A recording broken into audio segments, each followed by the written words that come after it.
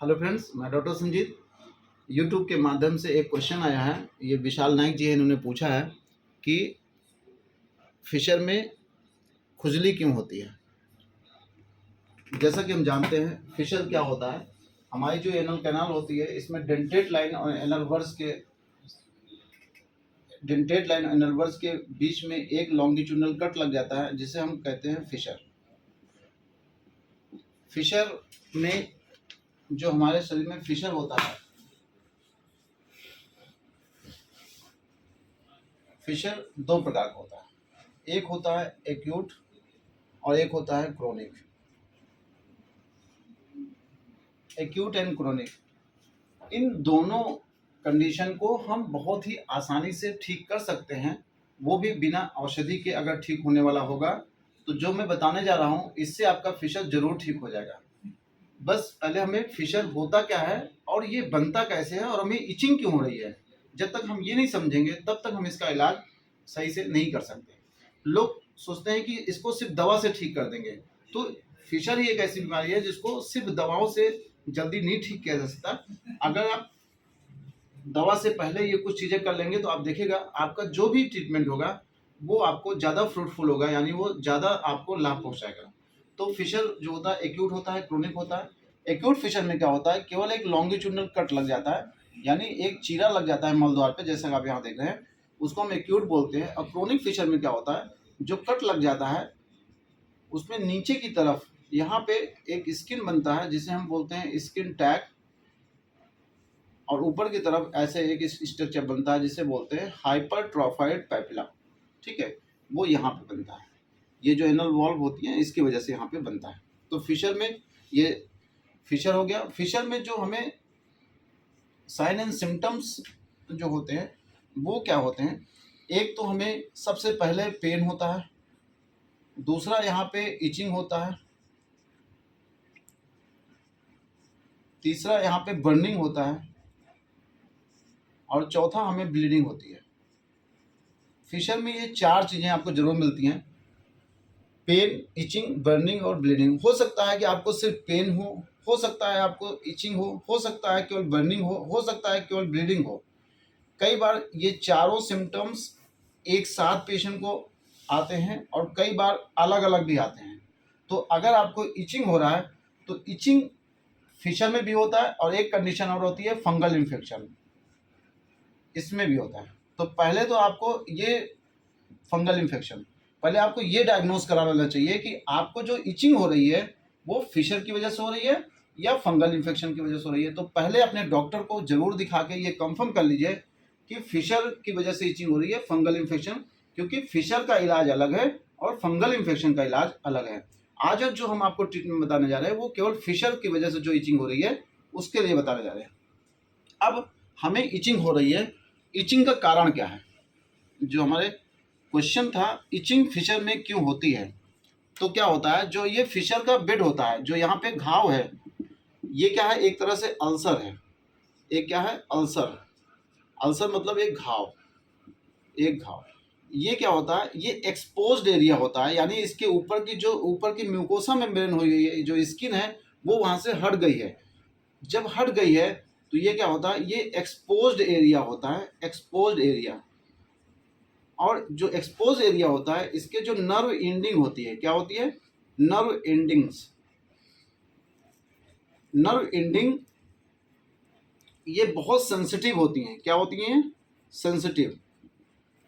ये बहुत सेंसिटिव होती हैं किसी भी फॉरेन पार्टिकल की वजह से या किसी भी चीज़ की वजह से, ये बहुत सेंसिटिव होती हैं। सेंसिटिव का मतलब जब इसमें स्टूमुलस दिया जाएगा या स्टूमुलाई दिया जाएगा, जब इस पर प्रेशर पड़ेगा, जब इस पर कोई फोर्स लगेगा, जब यहाँ पे कोई मल के टुकड़े यहाँ पे आके इकट्ठा हो जाएंगे, मान लेते हैं ये आपका फिशर है, और जब यहाँ पे मल के टुकड़े इकट्ठा हो जाएंगे तो यहाँ पे तीन चीज़ें होती हैं। जैसे यहाँ पे स्टूल यानी मल, यहाँ पे स्वेट जो आपका पसीना है, जो यहाँ पे पसीने की वजह से, या यहाँ पे जो आपका म्यूकस, और कई बार यहाँ पे पस भी इकट्ठा हो जाता है। चूँकि फिशर है तो कई बार उसमें पस बनने लगता है, उसके अगर डीप है, कई बार वहाँ म्यूकस की वजह से, कई बार वहाँ पे पसीने की वजह से, कई बार वहाँ पे स्टूल की वजह से। तो क्या होता है कि जब हम मल त्याग के लिए जाते हैं तो यहाँ पे क्या होता है कि इस फिशर के बेड पे स्टूल के पार्टिकल कुछ चिपक जाते हैं। क्या चिपक जाते हैं? स्टूल के पार्टिकल। जब यहाँ पे स्टूल यानी मल का टुकड़ा इस घाव में फंस जाएगा, इस अल्सर पे अगर मल का टुकड़ा फंस जाएगा तो आपको इरिटेशन होगा। क्या होगा? इरिटेशन। और ये इरिटेशन क्यों होगा? Because of stimulus of nerve ending. ये जो नर्व इसके अंदर होती हैं वो स्टिमुलेट हो जाती हैं। जो सेंसरी नर्व होता है वो एक मैसेज हमारे ब्रेन तक ले जाता है, और मोटर नर्व जो होता है, मोटर नर्व वो ब्रेन से मैसेज को वापस यहाँ लाता है। तो हमारे जब इचिंग फील होती है तो हम यहाँ पे खुजली करते हैं, यानी हम अपने मलद्वार को लगातार क्या करते हैं? खुजलाते रहते हैं। और जितना ज़्यादा खुजलाते जाएंगे यहाँ पे इचिंग के साथ साथ पेन बढ़ता जाएगा। ठीक, तो हमारा ट्रीटमेंट क्या है? यानी अगर हम इस सेंसिटिव एरिया को, जो ये नर्व एंडिंग है, अगर इस पे स्टूल ना जमने दें, यानी इलाज क्या हुआ? फिशर में जो इचिंग हो रही है, अगर स्टूल के पार्टिकल को वहाँ से हटा दिया जाए, वहाँ पे पसीना यानी वहाँ पे मॉइस्चर ना डेवलप करने पाए, वहाँ पे म्यूकस ना बने, वहाँ पे पस ना बने, अगर ये चार चीज़ें वहाँ पे ना हो तो हमें जो इचिंग हो रही थी वो नहीं होगा। तो इसके लिए क्या करना है? इन चारों के लिए हमें क्या करना चाहिए? सबसे पहले हमें मानते हैं हमारे शरीर में यहाँ पे फिशर के बेड पे मल के टुकड़े फंस गए हैं जिसकी वजह से हमें इचिंग हो रही है, यानी मल का टुकड़ा क्या करना है? वहाँ पे साफ सफाई करनी है। यानी फिशर का जो पहला ट्रीटमेंट हुआ, यानी हमको क्या करना है? यहाँ पे साफ सफाई करनी है। तो अगर हम ये जो मान लेते हैं ये फिशर था, इस फिशर के बेड पे कोई भी एक फॉरेन पार्टिकल या मल का टुकड़ा यहाँ पे इकट्ठा हो गया है, या यहाँ पे कोई भी ऐसा फॉरेन पार्टिकल है जो इकट्ठा हो गया जिसकी वजह से नर्व एंडिंग बहुत ज़्यादा सेंसिटिव हो गई है, जिससे हमें इचिंग हो रही है, तो हमें यहाँ पे क्या करना है? क्लीन करना है, यानी साफ सफाई करनी है। क्या करना है? साफ सफाई। अगर आप साफ सफाई पे पूरा ध्यान रखते हैं तो मैंने देखा है कि फिशर का बेड अपने आप धीरे धीरे हील हो जाता है। तो हम लोग इसके लिए क्या कर सकते हैं? सुबह लैट्रिन जाने से पहले थोड़ा सा जात्यादि तेल अपने गुदामार्ग में लगा लें। जात्यादि तेल अगर हम गुदामार्ग में लगा लेंगे तो जब हम मल त्याग के लिए जाएंगे तो जो फिशर का बेड होगा उस पर कोई भी फॉरेन पार्टिकल वहाँ पे इकट्ठा नहीं होने पाएगा। तेल की वजह से वो जो फॉरेन पार्टिकल यानी मल है वो फिसल के बाहर चला जाएगा, इस पर प्रेशर नहीं पड़ेगा, इस पर ठोकर नहीं लगेगी, इस पर कोई चीज़ इकट्ठा नहीं होगी, तो आपका जो इचिंग वाला सेंसेशन था वो नहीं होगा। तो जात्यादि तेल एक तो आपको वहाँ पे लुब्रिकेट कर देता है, इसके 3-4 फंक्शन बहुत अच्छे हैं। एक तो लुब्रिकेशन करता है, दूसरा एरिया को स्लिपी कर देता है, तीसरा हीलिंग में हेल्प करता है, चौथा वहाँ पे आपको चोट लगने से बचा लेता है। और चूंकि तेल के अंदर कोई भी फॉरेन पार्टिकल जैसे मान लो पैथोजेनिक बैक्टीरिया है वो ग्रो नहीं कर सकता, तो नहीं इन्फेक्शन से भी बचाता है। कई बार जो फिशर से फिशला बन जाते हैं उससे भी हमें बचा लेता है। तो जात्यादि तेल लोकल एप्लीकेशन सुबह लैट्रिन जाने से पहले कर सकते हैं, फिर रात में सोने से पहले थोड़ा सा लगा सकते हैं, या लैट्रिन से आने के बाद भी थोड़ा सा हम यूज़ कर सकते हैं जात्यादि तेल। उसके बाद हमें करना है seeds bath. Seeds bath, seeds bath का क्या फ़ायदा होता है? हल्के गुनगुने पानी में ऐसे एक टब लेना है, छोटा सा हल्का गुनगुना पानी, जितना गुनगुना पानी से हम नहा सकते हैं उसमें ऐसे आपको बैठना है। जब आप गुनगुने पानी में बैठेंगे, इतना ऊंचा पानी हो केवल मलद्वार डूब जाए, तो आप देखेंगे गुनगुने पानी में बैठने से क्या होता है? जो स्फिंक्टर्स होते हैं हमारे, ये इंटरनल स्फिंक्टर एक्सटर्नल स्फिंक्टर, इसका जो स्पाज्म होता है वो थोड़ा सा रिलैक्स होगा।